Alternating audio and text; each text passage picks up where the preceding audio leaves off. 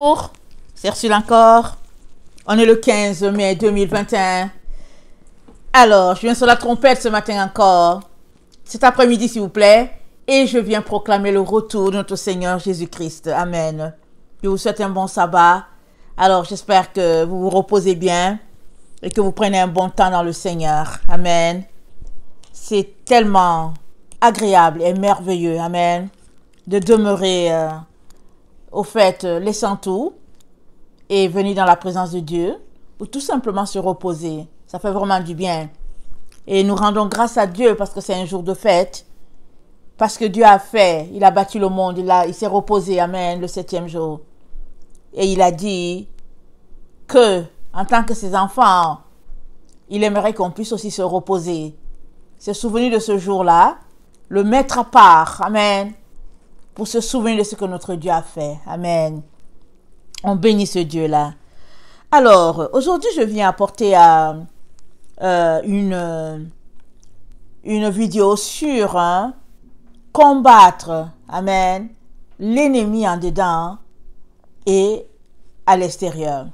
Vous savez, très souvent, ça dépend. Amen, ça dépend. Au temps des pharisiens, par exemple, ils se baladaient en robe blanche de l'extérieur, alors qu'à l'intérieur, Jésus disait que c'était plein de rapaces et puis d'épines. En notre temps, on dit, bon, on nettoie l'intérieur, alors que l'extérieur laisse à désirer. Mais, on est appelé à faire l'intérieur comme l'extérieur. On est appelé à faire cela. Mais très souvent, il y a des situations qui sont telles que tu veux gagner ton combat, mais l'ennemi est en dedans. Et souvent, l'ennemi en dedans, il est tellement entremêlé que souvent, tu as besoin d'enlever toutes les mailles pour voir où se trouve l'ennemi. Et ça devient souvent compliqué, n'est-ce pas? Mais rien n'est impossible avec notre Dieu. Et aujourd'hui, je vais venir regarder un exemple qui s'est passé dans le livre de Juges. Amen. Il y a certaines personnes qui connaissent cette histoire, d'autres pas. Il y a un peu de difficulté dans cette histoire-là à supporter. Mais si Dieu l'a mis dans la Bible, pardon, c'est parce que c'est bon pour nous. Amen, pour notre instruction. Alors, on va prendre connaissance et on va tirer la leçon. Amen. Qu'il y a dedans. Et choisir de vivre aussi, amen, nous-mêmes, dans une vie de sainteté et de pureté, de telle sorte qu'on ne puisse pas tomber dans un tel piège. Alors, Juge 19, je vais donc lire.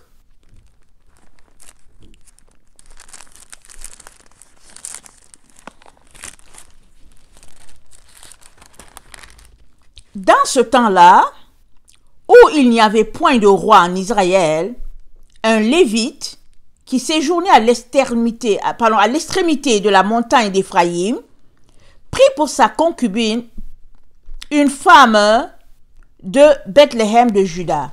Il a dit concubine. Ils n'ont pas parlé de femme. Ils disent il a pris pour concubine une femme de Bethléem. Sa concubine lui fit infidèle. Elle le quitta pour aller dans la maison de son père à Bethléem de Juda, où elle resta l'espace de 4 mois. Amen. Il a pris une concubine et puis elle était infidèle. Elle-même, elle est partie chez son père. Est-ce qu'elle est concubine parce qu'il n'y avait pas un mariage officiel? Alors, on dira, ce sont des vivants ensemble, ou bien conjoints de fait, ou bien est-ce qu'elle est concubine parce qu'il avait déjà une femme, et puis celle-là, c'est le deuxième bureau? Je ne sais pas. Tout ce que ça nous dit, c'est qu'il a pris une concubine, et même, elle lui a été infidèle. Et puis, pour finir, elle est partie rester chez son père à elle. Elle y est restée 4 mois, nous dit la Bible. Son mari se leva et alla vers elle. Ah, là, on nous dit que son mari se leva. Il alla vers elle. Bon. Pour parler à son cœur et la ramener. Il avait avec lui son serviteur et 2 ânes. Elle le fit entrer dans la maison de son père, et quand le père de la jeune femme le vit, il le reçut avec joie. Son beau-père, le père de la jeune femme, le retint 3 jours chez lui. Ils mangèrent et burent, et ils y passèrent la nuit. Le 4e jour, ils se levèrent de bon matin et le Lévite se disposait à partir. Mais le beau-père de la jeune femme dit à son gendre, « Prends un morceau de pain pour fortifier ton cœur. Vous partirez ensuite. » Et ils s'assirent et ils mangèrent et burent, eux deux ensemble. Puis le père de la jeune femme dit au mari, « Décide donc à passer la nuit et que ton cœur se réjouisse. » Le mari se levait pour s'en aller, mais sur les instances de son beau-père, il passa encore la nuit. C'est une situation bizarre, n'est-ce pas? On ne sait pas pourquoi le beau-père faisait cela. Est-ce que c'est lié à ce qui arrivera? Je ne sais pas. Mais si l'Église, Dieu a donné ce détail, on dirait que c'est important. Alors, le père de la jeune femme dit, « Fortifie ton cœur, je te prie, restez jusqu'au déclin du jour. » Ils mangèrent eux deux. Le mari se levait pour s'en aller avec sa concubine et son serviteur, mais son beau-père, le père de la jeune femme, lui dit, « Voici le jour baisse, il se fait tard, passez dans la nuit, voici le jour est dans son déclin, passe ici la nuit et que ton cœur se réjouisse. Demain vous vous lèverez de bon matin pour vous mettre en route et tu t'en iras à ta tente. » Verset 10, le mari ne voulut point passer la nuit, il se leva et partit. Il arriva jusque devant Jébu, qui est Jérusalem, avec les deux ânes, batté et avec sa concubine. Lorsqu'ils furent près de Jébu, le jour avait beaucoup baissé. Le serviteur dit alors à son maître, « Allons, dirigeons-nous vers cette ville des Jébusiens, et nous y passerons la nuit. » Son maître lui répondit, « Nous n'entrerons pas dans une ville d'étrangers, où il n'y a point d'enfants d'Israël. Nous irons jusqu'à Gibéa. » Il dit encore à son serviteur, « Allons, approchons-nous de l'un de ces lieux, Gibéa ou Rama, et nous y passerons la nuit. » Ils continuèrent à marcher, et le soleil se coucha quand ils furent près de Gibéa, qui appartient à Benjamin. Ils se dirigèrent de ce côté pour aller passer la nuit à Gibéa. Le Lévite entra et il s'arrêta sur la place de la ville, et il n'y eut personne qui les reçut dans sa maison pour qu'il y passât la nuit. Et voici un vieillard revenait le soir de travailler au champ, et cet homme était de la montagne d'Éphraïm. Il séjournait à Gibéa, et les gens du lieu étaient benjamites. Il leva les yeux et il vit le voyageur sur la place de la ville. Et le vieillard lui dit, « Où vas-tu? D'où viens-tu? » Il lui répondit, « Nous allons de Bethléem, de Juda, jusqu'à l'extrémité de la montagne d'Éphraïm, d'où je suis. J'étais allé à Bethléem de Juda, et je me rends à la maison de l'Éternel. Mais il n'y a personne qui me reçoive dans sa demeure. Nous avons cependant de la paille et du fourrage pour nos ânes. Nous avons aussi du pain et du vin pour moi, pour ta servante et pour le garçon qui est avec tes serviteurs. Il ne nous manque rien. » Le vieillard dit, « Que la paix soit avec toi, je me charge de tous tes besoins, tu ne passeras pas la nuit sur la place. » Il les fit entrer dans sa maison, et il donna du fourrage aux ânes. Les voyageurs se lavèrent les pieds, puis ils mangèrent et burent. Pendant qu'ils étaient à se réjouir, voici les hommes de la ville, gens pervers, entourèrent la maison, frappèrent à la porte et dirent au vieillard, « Maître de la maison, fais sortir l'homme qui est entré chez toi pour que nous le connaissions. » Donc les hommes sont allés frapper et ils voulaient connaître sexuellement l'homme. C'est-à-dire que la perversion était terrible. C'était des hommes, ils voulaient avoir des rapports sexuels avec cet homme-là, pour vous dire. Le maître de la maison, se présentant à eux, leur dit, « Non, mes frères, ne faites pas le mal, je vous prie. Puisque cet homme est entré dans ma maison, ne commettez pas cette infamie. Voici, j'ai une fille vierge, et cet homme a une concubine. Je vous les amènerai dehors, vous les déshonorerez et vous leur ferez ce qu'il vous plaira, mais ne commettez pas ne commettez pas sur cet homme une action aussi infâme.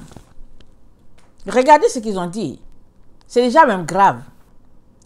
Il leur a dit, ne touchez pas à l'homme, mais il dit, je vais vous donner la femme de l'homme là, et puis ma fille aussi. Est-ce que c'est correct, une telle attitude? C'est pas correct. Mais tellement la femme, elle n'a pas de valeur, ça ne vaut pas grand-chose une femme, qu'il leur dit, ok, je sais que les conjoints de même, pas les conjoints, les relations de même sexe, c'est de l'abomination devant Dieu. Mais aussi, la fornication et l'adultère, c'est au même titre. Monsieur, ce vieillard a dit, ok, puisque vous insistez tant pour faire la barbarie, ne touchez pas à l'homme là, je peux vous donner les femmes. Ils ont dit, non, non, non. Ces gens ne voulurent point écouter, verset 25. Alors l'homme prit sa concubine, et la leur amena dehors, et ils la connurent, et ils abusèrent d'elle toute la nuit jusqu'au matin. On ne sait pas combien ils étaient, mais ils ont abusé d'une femme. Et on peut imaginer, moi je suis en train de lire cette histoire, j'ai déjà envie de pleurer, c'est déjà ici là à ma gorge. On peut imaginer l'état d'âme de cette femme-là, parce qu'elle a été abusée jusqu'à la mort. Mais on peut imaginer son état d'âme. De savoir que j'ai un mari, mais il m'a livré. Il n'a pas eu le goût de me protéger. C'est-à-dire, il m'a donné pour moins cher. Vraiment, il ne s'est pas tenu pour dire, je veux me battre pour sa protection. Il m'a donné. Et les gens ont abusé de moi. On peut imaginer l'état d'âme de cette femme. C'est terrible. Mais c'est ça qui lui est arrivé. Ils l'ont abusé jusqu'à la mort. Vers le matin, le verset 26, cette femme alla tomber à l'entrée de la maison de l'homme chez qui était son mari. Elle resta là jusqu'au jour. Et le matin, son mari se leva, ouvrit la porte de la maison et sortit pour continuer son chemin. Mais voici la femme, sa concubine, était étendue à l'entrée de la maison, les mains sur le seuil. Il lui dit, lève-toi, allons-nous-en. Elle ne répondit pas. Alors le mari l'a mis sur un âne et partit pour aller dans sa demeure. Arrivé chez lui, il prit un couteau, saisit sa concubine et la coupa membre par membre en 12 morceaux, qu'il envoya dans tout le territoire d'Israël. Tous ceux qui virent cela dirent, jamais rien de pareil n'est arrivé. Et ne s'est vu depuis que les enfants d'Israël sont montés du pays d'Égypte jusqu'à ce jour. Prenez la chose à cœur, consultez-vous et parlez. Eh bien, il arrive un jour où le péché est à son comble. Et le Seigneur a dit à Abraham, quand le péché de ce peuple-là sera à son comble, je ferai sortir ta descendance. Il a dit à Abraham, tu es le père d'une grande nation. Tes enfants, on ne peut pas les compter, ils sont comme le sable de la mer, ils sont comme les étoiles du ciel, il y en a beaucoup, beaucoup. Seulement, ils seront esclaves en Égypte. Ils vont y demeurer longtemps. La Bible nous dit, ils ont demeuré là-bas au moins 400 ans, ou bien 440. Je ne me rappelle pas exactement le chiffre exact. Et Dieu dit, quand le péché du peuple là sera à son comble, je les ferai sortir. Je jugerai la nation. Je jugerai la nation. Cette nation-là, là où ils sont restés. Et il a dit à Abraham, cette terre-ci là, la terre là, c'est pour toi.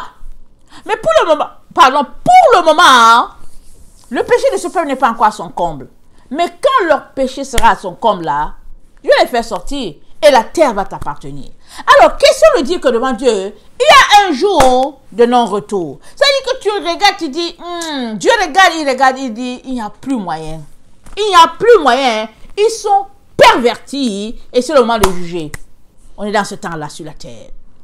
Si on regarde, j'ai apporté ce passage hier, si on regarde Ésaïe 65, amen, dans, je ne sais plus la vidéo d'hier, je ne sais plus, c'était quoi le titre, mais Dieu nous parlait et il disait, le verset 8, ainsi parle l'Éternel, quand il se trouve du jus dans une grappe, on dit, ne la détruis pas, car il y a là une bénédiction. J'agirai de même pour l'amour de mes serviteurs, afin de ne pas tout détruire. Alors Dieu dit, quand il y a quelque chose, un peu, une lumière, même une braise, il dit, je ne tiens pas. Je fais attiser la braise pour que le feu puisse prendre. Il dit, quand il y a un peu de jus dans une grappe, non, je ne détruis pas. Je me dis, il y a de l'espoir. Il y a de l'espoir. Alors, ta vie, là, est-ce une vie que Dieu regarde et puis il dit qu'il y a de l'espoir? Ou bien, est-ce une vie où Dieu regarde et dit que c'est fini? Ou bien ta vie, là, quand tu la regardes, là, quelle est la note que tu donnes à ta vie? Est-ce que tu regardes, tu dis, ça ne vaut pas la peine? Ce n'est que des ténèbres, et puis, je laisse aller. Ou bien tu regardes, tu dis, Seigneur, viens à mon secours. Fais-moi grâce. Comme a fait Samson. Samson a péché, il a désobéi. On l'a envoyé sur la terre pour combattre les Philistins. Il allait chercher les femmes philistines, ou bien les femmes de la Philistine, je ne me rappelle plus. Amen. Il allait les prendre. Et une s'est organisée pour creuser les yeux de Samson. Amen. Parce que ses cheveux ont été coupés, parce que Samson ne devait pas couper ses cheveux. La force était là où il y a ses cheveux. Amen. Et il a vu que il a tout gâté. Il a vu qu'il n'y avait plus d'espoir pour lui. Tout gâté. Aveugle, pas moyen, les autres se moquaient de lui et tout et tout. Mais il est rentré en lui-même. Quand il y avait une fête de leur dieu Dogon ou quelque chose, il a dit, mettez-moi là entre les deux poteaux. Les gens ont dit, faites-le venir là. Pour se moquer de lui. Mais avant que Samson dise aux gens, mettez-moi entre les deux poteaux, il a dit, Seigneur, une autre chance. Juste une chance, Seigneur. Fais-moi grâce. Donne-moi une autre chance, Seigneur. Le Seigneur a répondu. Parce qu'il a vu qu'en Samson, il y avait encore quelque chose qui lui faisait dire que oui, j'ai péché, j'ai mal fait. Mais là où tu es là, est-ce que tout ce qui est espoir, espérance, lumière, tout ce que Dieu a mis en toi là, est-ce que tout est détruit? Est-ce qu'il y a encore un peu d'amour pour Jésus? Mais est-ce qu'il y a tout simplement un tout petit peu de souvenir de qui est Jésus, ou bien de souvenir du jour où tu as donné ta vie à Jésus? Alors s'il y a encore un peu d'espoir, crie à Dieu. Crie, il répondra sans tarder, parce que c'est un amoureux de ses enfants. Notre Dieu, il est amoureux de ses enfants. Dès que l'enfant crie, bébé gâté, il court, il dit, oh mon enfant veut encore de moi. Mon enfant veut encore de moi. Mais est-ce que tu fais partie de ceux qui crient? Ou bien es-tu tout simplement rempli d'orgueil? Assis là, pensant que tu es quelqu'un, alors que tu n'es que la boue. Tu n'es que le ver de terre. C'est ce que nous sommes. Si Dieu ne nous avait pas fait grâce en soufflant de son souffle en nous, on n'est que de l'argile. On n'a pas de valeur. On n'est que poussière. On n'est rien. Peux-tu saisir cela que tu n'es rien et venir devant Dieu avec crainte et tremblement pour qu'il te fasse grâce? Mais malheureusement, c'est pas ça. On se regarde, on pense qu'on est quelqu'un et on s'arrête pour dire, mais qui est le Dieu d'Israël? Mais qui est-il donc? Et Dieu nous dit que quand il voit qu'il y a un petit peu de jus à quelque part dans une grappe, il ne détruit pas. Il fait revivre. Parce qu'il s'est dit, peut-être que l'arbre va reprendre. Peut-être qu'il y a de l'espoir. Alors ça, c'est une bonne leçon pour chacun d'entre nous, les enfants de Dieu. Parce que très souvent, on regarde une personne, on dit, oh non, mais c'est fini celui-là. Je ne veux même plus prier. Ça ne vaut pas la peine de perdre mon énergie à prier pour une telle personne. Mais quand tu dis ça là, qu'est-ce que Dieu dit? Qu'est-ce que Dieu te dit alors que toi tu dis que ça ne vaut plus la peine? Mais Dieu nous a appelés à prier, à intercéder jusqu'au bout. Et nous-mêmes, à nous regarder comme des personnes qui ont la valeur devant Dieu. Parce que Dieu, il ne détruit pas. Et quand il vient briser, c'est dans l'intention de réparer. Parce qu'il dit, il est monde. Il coupe quand l'arbre ne sert à rien, il coupe, il jette.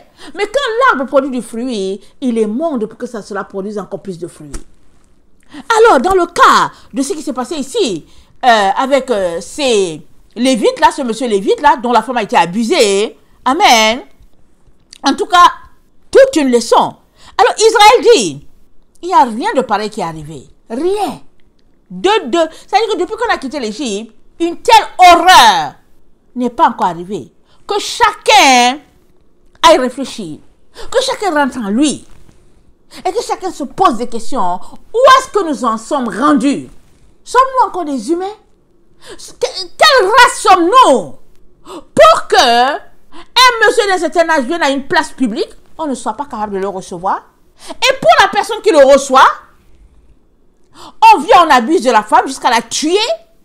Et, ok, c'est déjà une faute grave, mais le monsieur lui-même, de lévite qu'il est, c'est-à-dire c'est un sacrificateur, le monsieur lui-même, il arrive chez lui, il prend son couteau, il découpe un corps. Un corps, alors qu'en Israël, c'est dit clairement que dès qu'il voit un corps, c'est impur, ils ne doivent pas s'approcher, et il y a des rites pour se purifier. Mais non, il a pris son temps, il a découpé sa concubine, le corps de sa concubine, si on peut le dire, et il l'a envoyé à 12 endroits différents. Imaginez quand on reçoit un tel paquet, imaginez, dans le temps dans lequel nous sommes, quelle horreur! Et Israël dit, prenons la chose à cœur, consultez-vous et parlez. C'est ça qu'Israël dit. Alors moi je ne sais pas, là où nous sommes là, est-ce que nous sommes en train de prendre les choses à cœur? Est-ce que nous sommes vraiment en train de réaliser que l'humanité a son précipice? Sommes-nous en train de le réaliser? Que nous sommes arrivés au bord, il n'y a plus le temps, c'est la peine finale. Sommes-nous encore les yeux voilés, ne réalisant pas que c'est la fin de la fin? Il y a beaucoup qui ne le réalisent pas. Beaucoup sont en train de bâtir leur projet, construire leur château en Espagne. Beaucoup sont dans leur rêverie, leur plan et tout ça. Et même, il y en a qui te disent, oh non, écoute, je dois voyager. Alors, il est hors de question que je ne m'embarque pas dans cette voie-là. Je veux voyager. Non, moi je veux voyager. Alors, je ne sais pas c'est quoi le signe ou bien dont tu me parles, je veux voyager. Et sans réaliser que on est tout simplement en train d'aller dans le camp de l'ennemi. Alors, les gens qui ont reçu le paquet, ils se sont parlé. Ils ont dit, c'est grave. C'est grave. Consultons-nous. Et prenons la chose au sérieux, ont-ils dit. Mais nous, les enfants de Dieu, là, du siècle que nous sommes-nous en train de nous consulter? Sommes-nous en train de prendre la chose au sérieux? Sommes-nous en train de réaliser que les choses sont déjà arrêtées pour le ciel et que bientôt, amen, le cadeau de Dieu lui sera rendu. Il aura le paquet de ses enfants devant son trône. Apocalypse 7, je pense. Le verset 9. Après cela, je regardais, excusez-moi. Après cela, je regardais et voici, il y avait une grande foule que personne ne pouvait compter. De toute nation, de toute tribu, de tout peuple et de toute langue, ils se tenaient devant le trône et devant l'agneau, revêtus de robes blanches et des palmes dans leurs mains. Ils criaient d'une voix forte en disant, « Le salut à notre Dieu qui est assis sur le trône et à l'agneau. » Et tous les anges se tenaient autour du trône, et des vieillards et des 4 êtres vivants, ils se prosternèrent sur leur face devant le trône et ils adorèrent Dieu, en disant, Amen, la louange, la gloire, la sagesse, l'action de grâce, l'honneur, la puissance et la force soient à notre Dieu au siècle des siècles. Et l'un des vieillards prit la parole et me dit, ceux qui sont revêtus de robes blanches, qui sont-ils et d'où sont-ils venus? Il me dit, mon Seigneur, tu ne le sais pas? Ah non, il me dit, mon Seigneur, tu le sais. Il me dit, ce sont ceux qui viennent de la grande tribulation. Ils ont lavé leurs robes et ils les ont blanchis dans le sang de l'agneau. Ce sont ceux qui viennent de la grande tribulation. C'est nous autres. Ne pense pas que toi tu ne vas pas passer par la grande tribulation. C'est nous. Nous sommes à la porte, nous sommes à l'entrée de la grande tribulation. Mais nous voici encore sur la terre. Oui, Il peut arriver que Jésus nous prenne aujourd'hui et puis on va dire qu'on ne va pas entrer. Mais ce sont ceux qui viennent de la grande tribulation, c'est nous autres. Notre groupe, notre génération, c'est nous.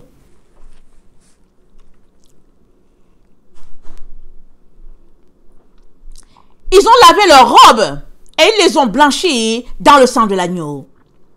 C'est pour cela qu'ils sont devant le trône de Dieu et le servent jour et nuit dans son temple. Celui qui est assis sur le trône dressera sa tente sur eux.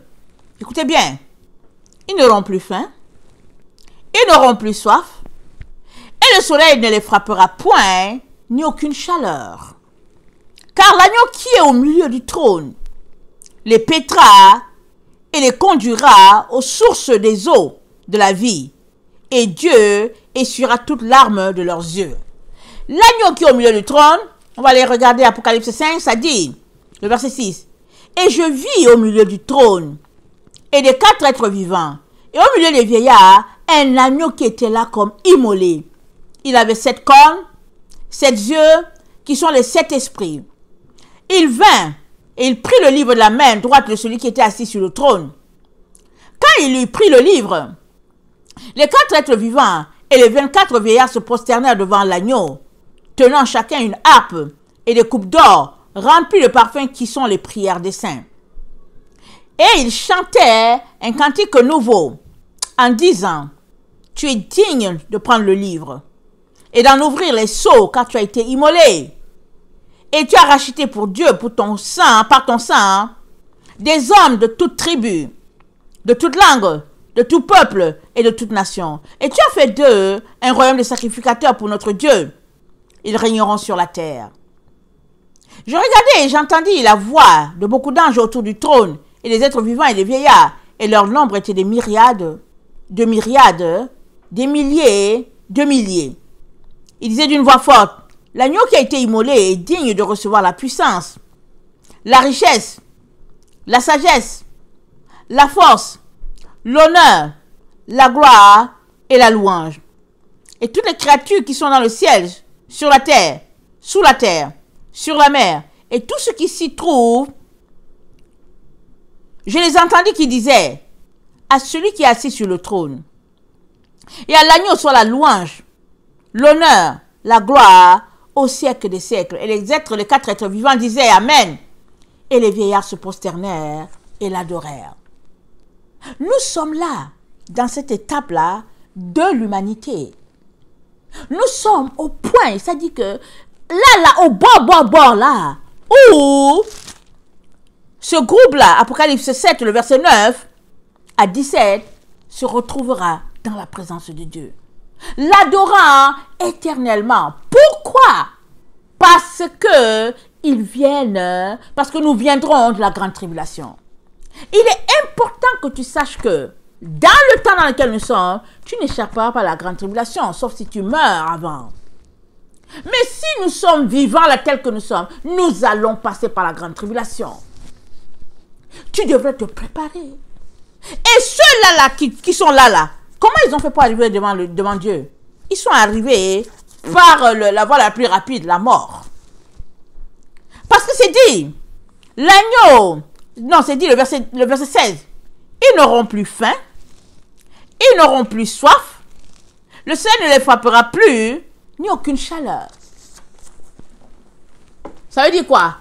Ça veut dire que ces prisonniers, on les a privés de beaucoup de choses, on a écourté leur vie sur cette terre, on a exercé la loi sur eux, et ils se sont retrouvés là, regroupés, vraiment dans toute la misère. Et à la fin, la chose qu'on ne nous dit pas, ils se sont retrouvés de l'autre côté, subissant ce que Étienne a subi. C'est ça, au fait, qui va se passer. Et nous sommes là, nous en sommes là, nous sommes rendus là. Mais ce qui est dommage, il y a beaucoup d'enfants de Dieu qui refusent de croire que c'est cela. Ils refusent, ils disent non, c'est pas ça. Il y a beaucoup d'enfants de Dieu qui sont encore dans leur leurre. Ils s'imaginent des scénarios de films d'Hollywood. Et puis ils se disent, mais non, ça ne va pas aller jusque-là, mais non, mais non. Mais la Bible nous dit par la bouche de ce qui s'est passé du temps des juges, la Bible nous dit, il n'y a jamais rien eu de pareil en Israël depuis qu'ils ont quitté l'Égypte. Il a situé ça à partir de là. Depuis que les envois d'Israël sont montés du pays d'Égypte, il n'y a jamais eu rien de pareil. Et cette situation-là les a poussés à réfléchir, à trouver une solution. Souvent là, la manière pour Dieu de nous réveiller, c'est juste de provoquer des situations. Ce n'est pas Dieu qui envoie l'épreuve. Ce n'est pas lui qui dit, ok, allons-y faire ça. Satan est là, il organise ses épreuves et tout. Et pendant que nous sommes là-dedans, amen, à nous de nous prouver nous-mêmes que nous sommes des enfants de Dieu. Rappelons-nous, les enfants de Dieu étaient devant Dieu le Père. Satan aussi est venu au milieu d'eux. Et Dieu lui dit, d'où viens-tu? Job. Il dit, je viens de me balader de la terre. Et puis Dieu lui dit, est-ce que tu as vu mon serviteur Job? Il dit, ah Dieu, c'est parce que tu l'aides. C'est parce que tu l'aimes. C'est parce que tu as fait ceci. Parce que tu as fait... Dieu a dit, touche pas à son âme. Tu peux toucher à ses biens matériels. Touche pas à son âme. Le diable a frappé. Il a frappé. Et puis, quand on lit le livre de Job, on finit de lire, on s'est dit, waouh, comment quelqu'un peut-il souffrir autant? Il n'y a pas longtemps, je lisais quelque chose hébraïque, et puis il est en train de dire que Job a souffert au moins 30 ans. Je dis, quoi? Quoi, Seigneur? Je pensais que c'était une affaire de 2 à 3 mois. Il a souffert 30 ans. Mais regardez, il n'a pas renié Dieu. Il est resté. Sa bouche ne voulait pas pécher contre ce Dieu-là. Il est demeuré là. Jusqu'à ce que Dieu est venu à son secours. Et nous sommes appelés à un tel type d'endurance dans le temps dans lequel nous sommes. Parce que c'est celui qui vaincra qui sera sauvé. C'est celui qui vaincra qui aura la couronne. C'est celui qui démontrera que, en tout cas, peu importe l'épreuve de sa vie, Dieu est pour lui. Alors, quelle est la situation qui te trouble? Quelle est cette situation-là qui est tellement grave que tu te dis il n'y a plus d'espoir? C'est quoi? Dieu te dit, rentre en toi-même. Ne jette pas les bras, ne sois pas découragé. Mais viens t'asseoir devant Dieu pour lui demander pourquoi une telle situation? Comment faire pour en sortir? Et Dieu ne manquera pas de te communiquer ses grâces.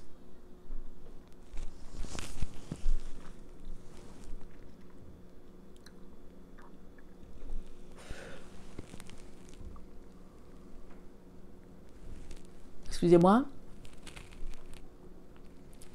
Alors,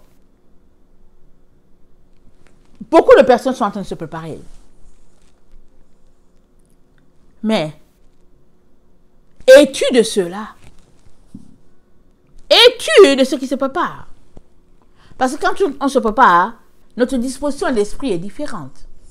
On laisse aller les futilités et on cherche ce Dieu-là. On le cherche de tout notre cœur, de toute notre âme, de toute notre force. On le cherche. Merci Seigneur de ce que tu es tellement bon que tu te révèles encore à nous. Tu te révèles. À la dernière minute, tu te révèles. Alors, toi qui m'écoutes, il n'est pas trop tard. Il n'est pas trop tard d'entrer dans l'arche parce que on est à la dernière minute de la dernière minute. Mais Dieu nous intéresse encore aujourd'hui à réfléchir encore à la situation dans laquelle on se trouve. À la situation mondiale. À réfléchir, à nous arrêter. Qu'est-ce qui se passe? Et il aimerait qu'on fasse la connexion avec sa venue. C'est très beau de dire que bon, le gouvernement ne va pas aller jusque-là. C'est très beau de dire que bon, vraiment on a tout le temps. C'est très beau. Mais où passeras-tu l'éternité? Où passeras-tu l'éternité? Où? Parce que quand ce groupe-là sera enlevé, le groupe qu'on a lu dans Apocalypse 7, quand ils seront enlevés, amen, là régnera l'Antichrist. On va lire. Daniel 8, verset 23.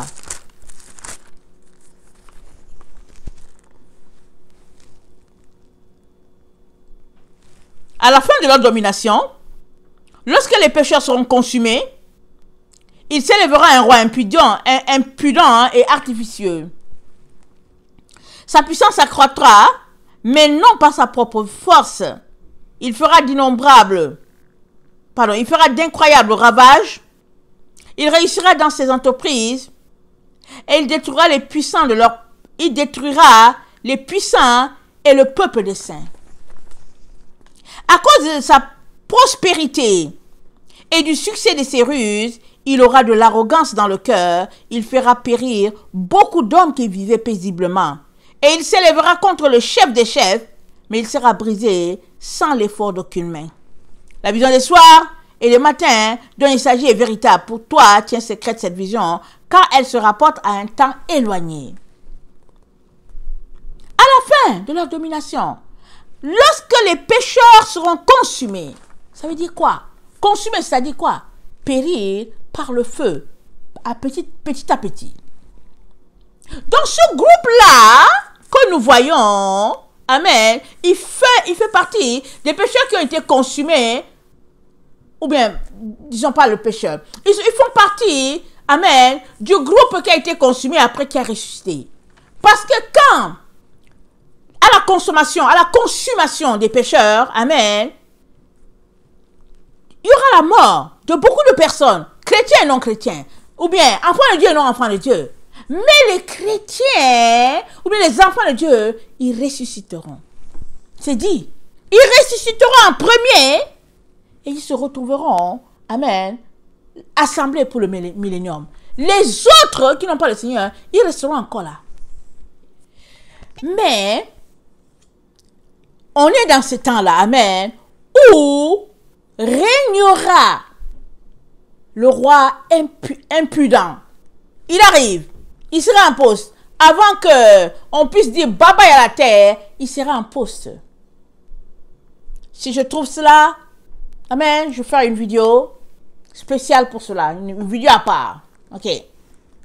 Alors, mais ce qui est grave, c'est que il y a encore beaucoup d'enfants de Dieu qui sont dans les nuages, comme on dit.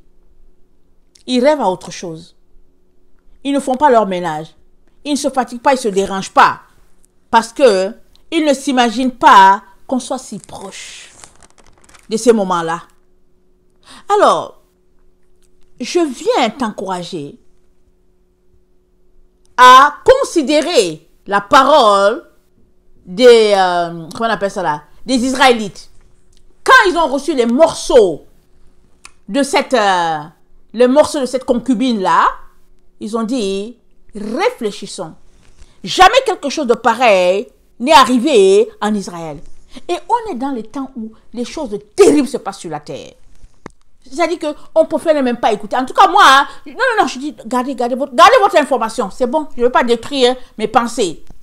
Des choses terribles vis-à-vis des enfants, des choses horribles se passent sur la terre. Mais si on s'arrête pour dire, Seigneur, mais qu'est-ce qui se passe? Où sommes-nous? On sera forcé d'aller plus loin dans nos réflexions et de réaliser qu'il faut qu'on se prépare. Qu'il n'y a plus vraiment le temps parce que le mal est en train de gruger notre humanité. Amen. Et Dieu dit, s'il était possible, il séduirait même les élus. S'il était possible, il séduirait même les élus. Ça veut dire que la séduction sera, en tout cas, moins courante. Même les élus seraient séduits, si c'était possible. Et Dieu va rassembler ces élus au plus vite, au plus tôt, pour que vraiment ils ne tombent pas dans le piège de la perversion. Et nous sommes là, à ce point-là, stratégique, ce point culminant-là, nous sommes là, à cet endroit.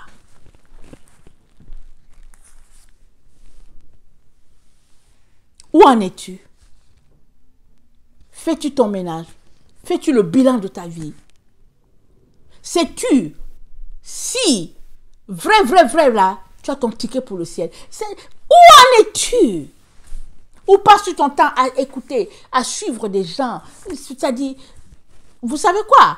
Pendant qu'il y a un groupe qui prie, pendant qu'il y a un groupe qui annonce le retour du Seigneur tout le temps, parce que Jésus a dit, annoncez mon retour, il y a un autre groupe qui ramasse les fonds pour leur projet. pour leur voyage. Ça dit, allez-y en ligne. Vous serez étonnés de combien les enfants de Dieu, ils sont dans leur projet là. Non, ils sont dans leur projet. Mais s'il y a un seul projet qui vale la peine, vraiment, de considérer, c'est le retour du Seigneur. C'est le seul, c'est la seule préoccupation de quiconque veut aller au ciel dans les temps là où ils sont. Seigneur, montre-moi. Est-ce qu'il y a une tache sur ma robe? Montre-moi Jésus. Viens à mon secours. Seigneur, vraiment, telle personne. Il n'y a plus le temps pour s'amuser. Il n'y a plus le temps. Alors, je prie vraiment que tu puisses te réveiller. Amen. Et je vais continuer l'histoire dans une autre vidéo parce que le Seigneur me donne de me servir de cette histoire-là pour apporter une première vidéo. Amen. Et je m'en vais à quelque part avec cela. Amen. Alors, tu as dû le constater. J'ai d'abord fait cette première vidéo parce que l'Esprit me montrait qu'il fallait que je fasse cette vidéo-là pour réveiller un groupe. Amen. Parce qu'il y a une horreur ici. Et maintenant, qu'est-ce que Dieu nous dit encore à côté par rapport à cette histoire d'horreur-là? Que le Seigneur bénisse sa parole et qu'il te donne de te réveiller. Seigneur Jésus, mon âme te bénit, mon âme te loue, mon âme t'exalte, mon âme te célèbre. Je psalmodie ton nom, ô Dieu, mon roi, mon Seigneur, mon bien-aimé, mon Jésus. Merci parce que tu es bon et nul n'est comme toi. Merci parce qu'alors que nous étions des pécheurs, ô Seigneur Jésus, tu es mort pour nous. Alors qu'on n'avait pas conscience de ce qui se passe, tu as ouvert nos yeux. Je prie pour la personne qui m'écoute en ce moment. Seigneur, afin que les écailles puissent tomber de ses yeux, maintenant même dans le puissant nom de Jésus. Afin que la personne puisse voir. Seigneur, je prie pour que le canal, Seigneur, parte d'ici et le suive jusqu'à devant le trône, Seigneur, afin qu'il voit qu'il n'y a plus le temps.